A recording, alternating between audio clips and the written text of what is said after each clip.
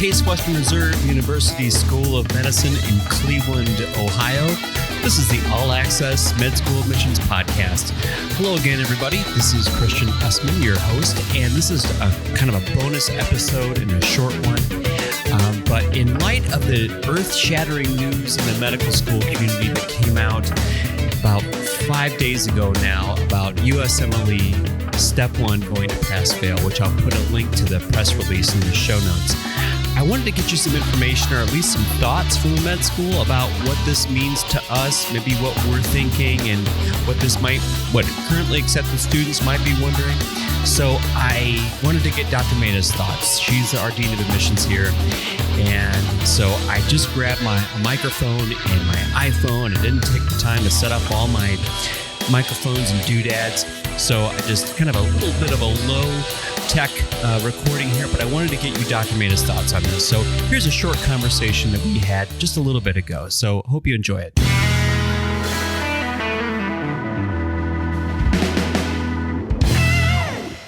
Okay, so we're just having a conversation off the cuff. Last week, the big news was that USMLE is changing to pass-fail, and we already got emails from people wanting to know what this means to admission. This is from Nicholas Moore, and he wanted to know if we thought that schools or put more emphasis on it. What have we heard? I mean, so I just wanted to get your perspective. We thought, let's get something out there to people on their thoughts on this. So what do you think? It was quite a shock for many of us. Even those of us in the med community knew that there'd been ongoing dialogue about how to modify Step 1. But, boy, we didn't know that answer was going to be forthcoming. Many of us didn't know the answer was going to be forthcoming so rapidly. So fear and loathing all over the place. Program directors are freaking out about how they're going to screen applicants. Future med students are freaking out about, well, how are they going to assess me? And on the heels of this question, what about MCAT? The answer at this moment in time is nobody knows. So in terms of the MCAT, all I can do is give my perspective, which is, I don't know. Is it going to be de-emphasized? Because potentially we would look at MCAT scores as a prognosticator of how somebody would do on Step 1. We still have Step 2, which is going to be scored.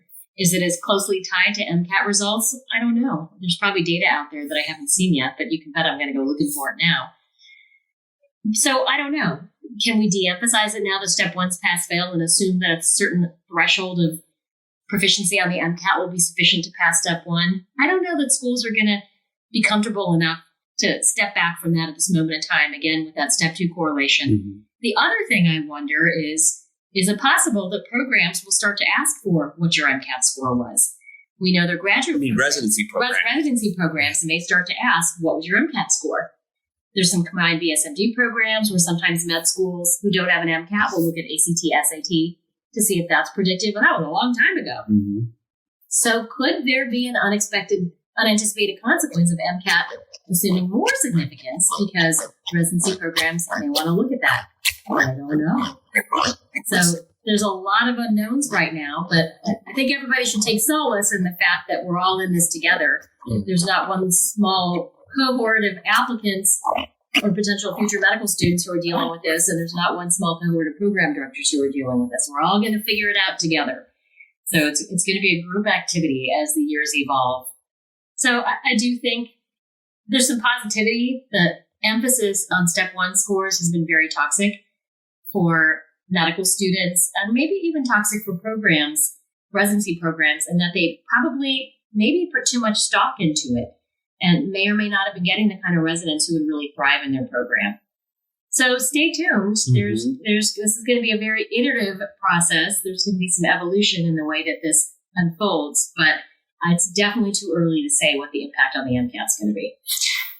We got some questions from currently accepted students wondering if we're changing our curriculum. And this was less than 24 hours after we got the news. The news broke. So I think like what you said, we don't know.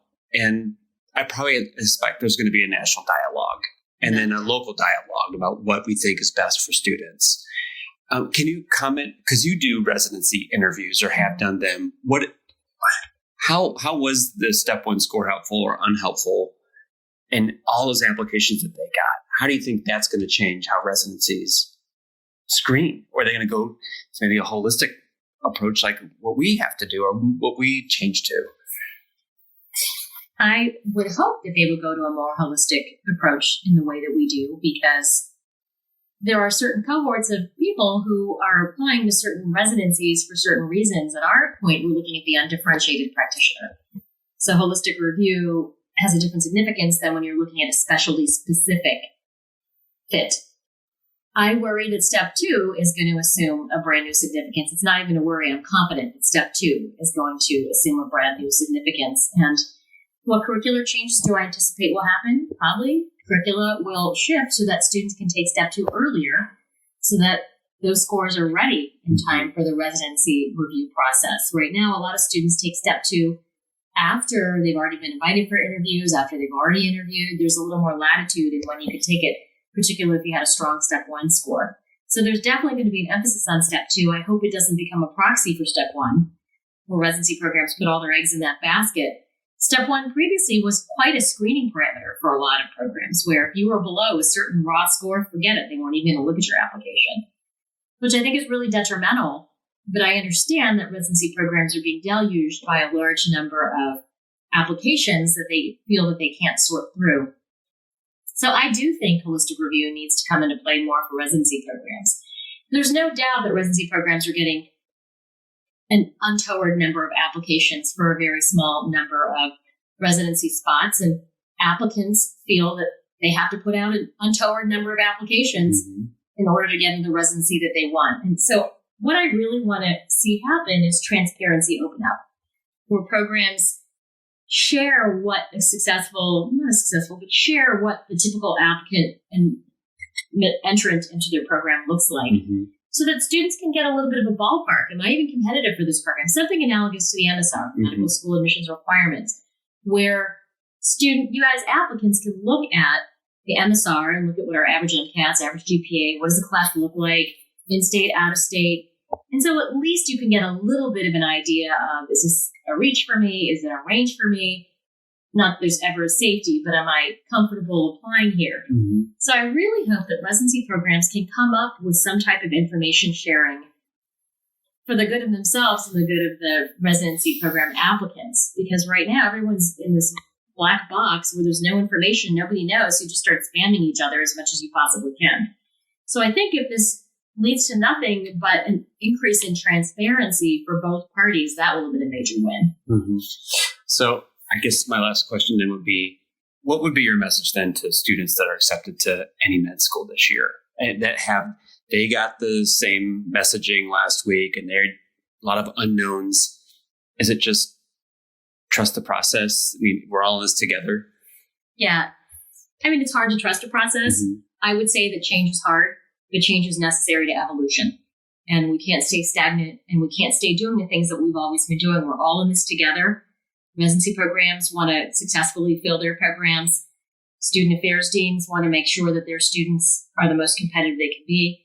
Admissions wants to make sure that we're doing right by our applicants and future matriculants. So we're all trying to do the right thing. Is it going to be stressful? It is, because the unknown is hard and we tend to be very tightly wound on this path that we're going down. And we want answers, we want guarantees, and they're just not there. But I would get a little philosophical and say that as we practice medicine, there are no answers and there are no guarantees, and you sort of have to go with it. And so this is that situation. Awesome. So hang in there, you guys.